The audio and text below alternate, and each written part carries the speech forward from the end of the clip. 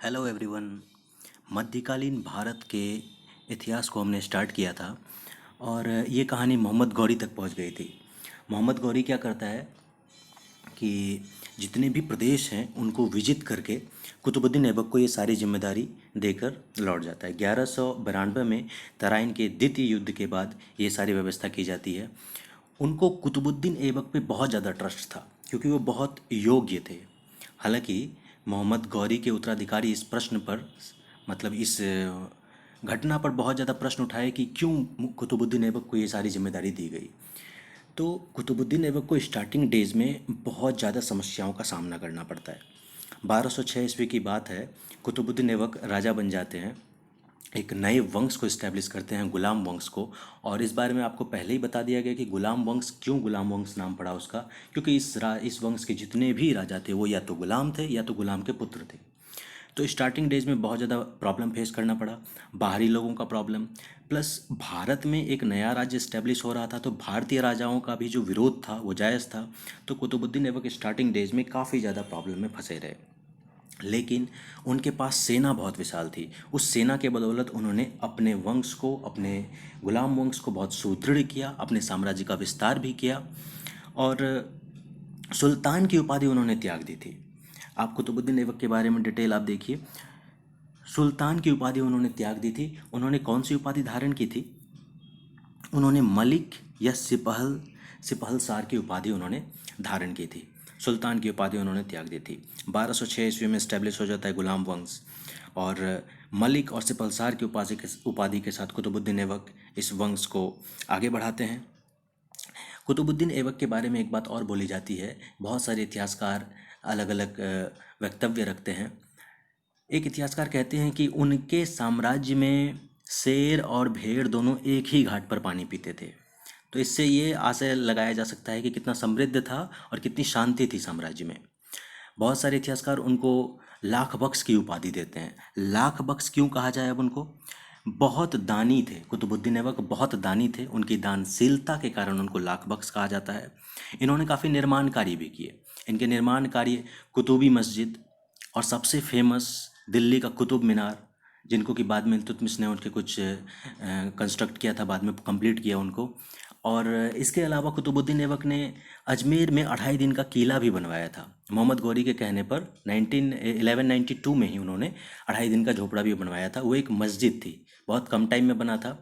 और उसके बारे में कहा जाता है कि उस मस्जिद को बनाने के लिए हिंदू मंदिरों और जैन मंदिरों के जो पत्थर थे उनका यूज़ किया गया था।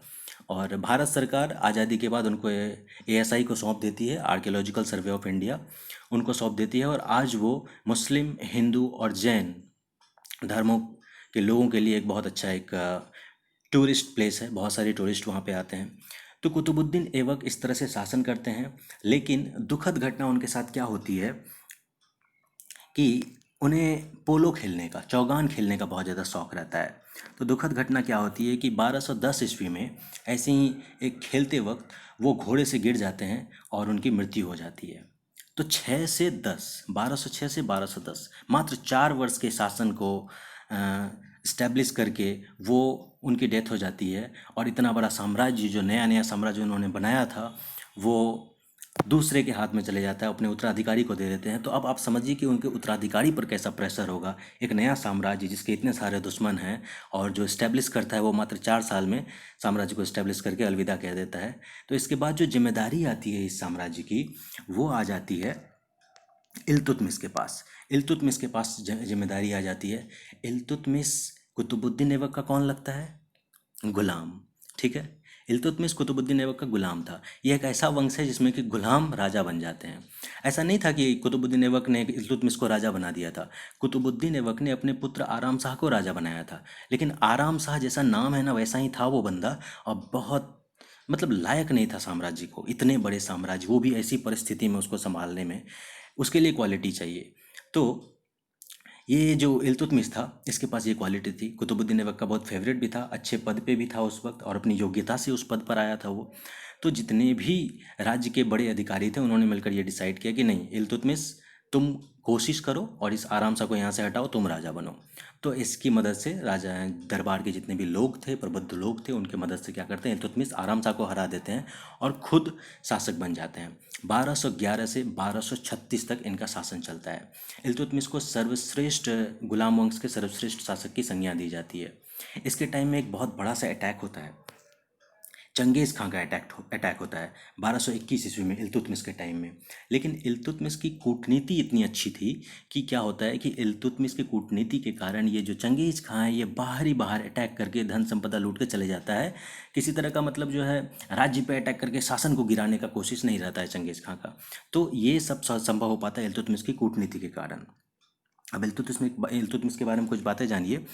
ये गुलाम वंश के सर्वश्रेष्ठ शासक हैं ही और अपनी योग्यता से इस पद पर आए थे। उसके बाद 1221 ईस्वी में इन्होंने जो चंगेज़ खान के साथ लड़ाई लड़ी, उसके कारण इनका काफ़ी ज़्यादा सराहना किया गया कि इतनी बड़ी विपत्ति को टालने में कामयाब हो गए। और एक और बड़ी बात थी कि अरब में जो खलीफा थे, उन्होंने इनको एक उपाधि दी थी, सुल्तान हिंद की उपाधि।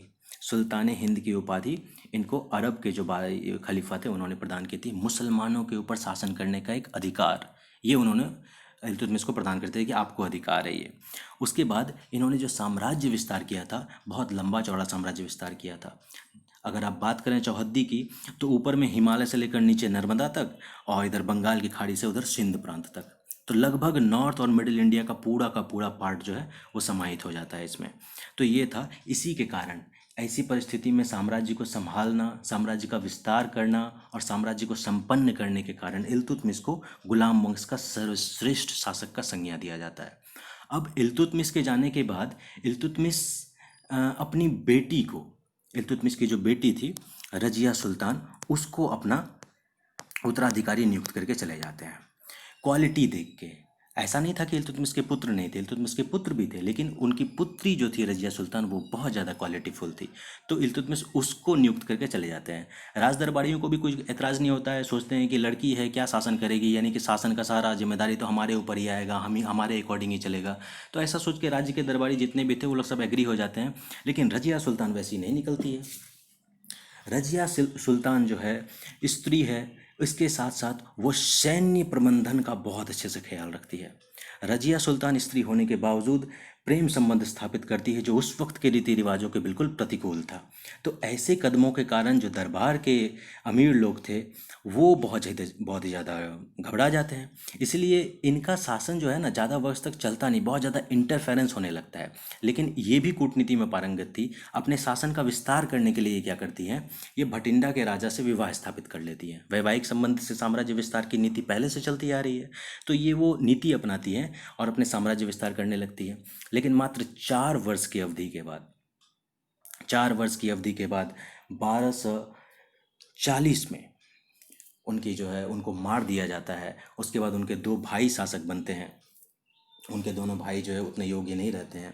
1236 से 40 ये 4 वर्ष के शासन करने के बाद उनके 2 भाई शासन करते हैं, वो उतने फेमस नहीं रहते हैं। उनके बाद शासन इस्टेब्लिश हो जाता है। अब देखिए रजिया सुल्तान के बारे में कुछ इंपॉर्टेंट बातें आपके क्वेश्चन के पॉइंट ऑफ व्यू से जान लेना इंपॉर्टेंट होता है क्या, कि तुर्क अमीर, ये कुछ नाम इंपॉर्टेंट है। देखिए जैसे उन्होंने भटिंडा के शासक से विवाह रचाई थी और लेकिन मात्र 3.5 साल तक शासन करने के बाद रजिया और उसके पति की हत्या कर दी जाती है। और एक बात जो आपको पता ही होगा कि ये पहली मुस्लिम महिला थी जिसने दिल्ली की गद्दी पर शासन किया था। और सबसे अच्छी बात जो निकल कर आती है इन ऐतिहासिक घटनाओं से वो ये है कि गुणों के आधार पर साम्राज्य दिया जाता था। उत्तराधिकारी का डिसीजन जो होता था ऐसा नहीं था कि बेटा ही होगा, ऐसा कुछ नहीं था। गुण अगर आप में है तो आपको वो राजगद्दी मिल जाएगी। कुतुबुद्दीन ऐबक भी ऐसे ही आया था, इल्तुतमिश भी ऐसे ही आया, रजिया सुल्तान भी ऐसे ही आई। तो ये इस साम्राज्य की खूबी है, बहुत ही सुंदर बात है इस साम्राज्य की। उसके बाद शासक बनते हैं हमारे नसीरुद्दीन महमूद। नसीरुद्दीन महमूद जो रहते हैं बहुत ही सीधे साधे इंसान हैं, नेक इंसान हैं, ईश्वर में विश्वास रखते हैं। वो कुरान की आयतें लिखकर अपना जीवन यापन करते हैं। तो इस टाइप के शासक थे नसीरुद्दीन महमूद, बहुत ही सच्चा और नेक बादशाह। लेकिन नसीरुद्दीन महमूद के टाइम में क्या होता है कि 40 गुलामों का एक दल होता है। आप कहते हो ना किंग मेकर, तो किंग मेकर की तरह वो 40 गुलामों के दल एक्टिव रहते हैं। तो उन राजा को उतारना, राजा को गद्दी पर बैठाना, ये उनके हाथों में रहता है। और उसके जो हेड रहते हैं वो रहते हैं बलबन। बलबन भी इल्तुतमिश का गुलाम था, अपनी क्वालिटी के कारण वो आगे बढ़ता है। तो बलबन इसका गुलाम था। तो बलबन को क्या करते हैं, नसरुद्दीन महमूद अपना प्रधानमंत्री बना लेते हैं। ठीक है, तो बलबन बन गया प्रधानमंत्री, नसरुद्दीन महमूद करने लगे शासन। इनका शासन रहता है 1246 से 66 तक, 20 वर्ष तक एक ऐसा शासन रहता है जिसमें कि एक नेक बादशाह शासन कर रहा है और प्रधानमंत्री जो उसका बलबन है वो बहुत ज़्यादा पावरफुल है। तब इनकी इनकी जब मृत्यु हो जाती है तो बात अब आगे बढ़ रही है। इनकी मृत्यु के बाद बलबन जो प्रधानमंत्री था उसके टाइम में 1266 से 1286 तक शासन करता है। 20 साल वो शासन किया, 66 से 86, 20 साल ये शासन करते हैं। तो बलबन इल्तुतमिश का गुलाम था। बलबन क्या होता है, इल्तुतमिश का गुलाम रहता है। अपनी योग्यता के कारण क्या होता है वो जो रजिया सुल्तान के टाइम में अमीर शिकार के पद पर नियुक्त होता है, अमीर शिकार के पद पर नियुक्त होता है। नसीरुद्दीन के टाइम में क्या होता है, प्रधानमंत्री बन जाता है। और अब जब नसीरुद्दीन के पास कोई भी पुत्र या पुत्री नहीं है, निसंतान है, तो नसीरुद्दीन बलबन को अपना उत्तराधिकारी बना के चले जाते हैं। बलबन का फर्स्ट टारगेट क्या है, वो जो 40 गुलामों का दल है जो कि किंग मेकर है, जो कि राजा को बनाता है, बिगाड़ता है, तो उनका हेड तो बलबन ही है खुद ना। तो बलबन ने क्या किया, शासन अपने हाथों में लिया और सबसे पहला काम किया उस 40 गुलामों के दल को पूरी तरह से कठोरता से दमन कर देना, खत्म कर देना। अब किंग ही किंग है, कोई ऐसा बंदा नहीं है जो किंग मेकर है, किंग ही किंग है, ऐसा उन्होंने स्टैब्लिश किया। बलबन इस साम्राज्य के सर्वश्रेष्ठ शासकों में एक माना जा सकता है, क्योंकि उन्होंने जैसा सैन्य प्रबंधन किया अपने साम्राज्य को सुरक्षित करने के लिए, उनका शासन प्रबंध, गुप्तचरों की व्यवस्था की, कहाँ बाहर से कोई अटैक ना हो जाए इसके बारे में गुप्तचर तो होने चाहिए, तो गुप्तचरों की व्यवस्था की, न्याय अनुशासन, बहुत कठोर शासक थे, अनुशासन था, डिसिप्लिन था उनके दरबार में। विद्या और साहित्य के क्षेत्र में भी उन्होंने बढ़ोतरी की। तो ओवरऑल इनका अगर फिगर आउट किया जाता है इनके बिहेवियर को एक राजा के तौर पर, तो बहुत ही सक्सेसफुल चरित्र निकल के आता है। इनके टाइम के एक फेमस कवि थे अमीर खुसरो, जिनको कोई भारत का तोता पक्षी भी कहा जाता है, पैरट पैरट कहा जाता है उनको। तो वो थे अमीर खुसरो, इनके दरबार के प्रमुख कवि थे। उसके बाद क्या होता है कि बलबन के बाद, अब बलबन की जब 86 में डेथ हो जाती है तो उसका पोता जो होता है कैकुवाद नाम का होता है। कैकुवाद जो होता है उसका पोता होता है, वो शासन करता है, लेकिन बहुत ही अयोग्य रहता है, विलासी रहता है।